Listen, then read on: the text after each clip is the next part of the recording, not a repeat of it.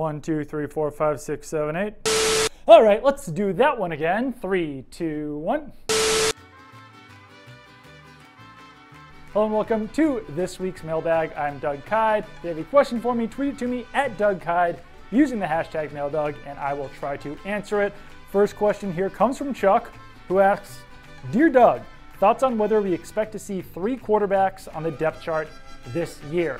I think that depends on how the Patriots handle the draft this year. Let's say they take a quarterback in the 3rd or 4th round, maybe even in the 6th or 7th round, and they like them enough in training camp that they don't want to lose them on waivers and try to sneak them onto the practice squad, but they don't think that that player is good enough to actually back up Tom Brady, and they still want to keep Brian Hoyer around, then yeah, I definitely think the Patriots would be willing to keep 3 quarterbacks at the same time. There's also the possibility the Patriots don't take a quarterback, don't add a young quarterback this year, and Brian Hoyer is just back as the backup quarterback, and maybe they keep Danny Etling on the practice squad. I think that all the options are in play here, and I really do not think the Patriots would hesitate to keep 3 quarterbacks on the roster. They've done that in the past. They did that back in the day when it was Brian Hoyer, Tom Brady, and Ryan Mallett, for instance. Second question here comes from Mike, who asks, what are the Pats going to do to get under the salary cap? There's really only a few options in play here for the Patriots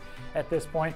And the biggest one is to extend the contract of Tom Brady. I think that they want to do this. I certainly would not be surprised if Tom Brady wanted to do this. It's just about getting the right figures in place here, and that would free up a decent chunk of salary cap space that would be very valuable for the Patriots during the 2019 season, because they're really running so low on salary cap space at this point that they can pretty much only lock up their rookie draft class at this point. Another way they could do it is to extend the contract of Kyle Van Noy, and if they got really desperate, maybe they could try to trade Dante Hightower or Devin McCourty, but I don't really see that happening. There's also the issue of Rob Gronkowski. If Rob Gronkowski retires, the Patriots suddenly have $9 million in cap space. Last question here comes from Tommy G, who asks, the draft is really deep at the receiver position. So that said, what would be the best outside and slot combo that you can see the Pats drafting, assuming they double dip?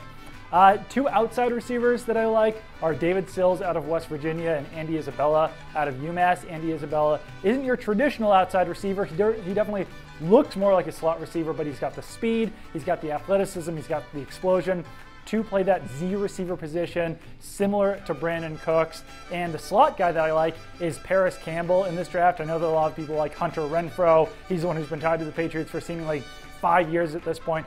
Paris Campbell really hits what the Patriots like from a speed, agility perspective. He's coming from Ohio State, so the Patriots' new defensive coordinator is Greg Schiano. So he actually coached, or he was with Paris Campbell at Ohio State, so he would certainly be able to tell Bill Belichick and Nick Caserio whether or not he would be a fit in the Patriots system.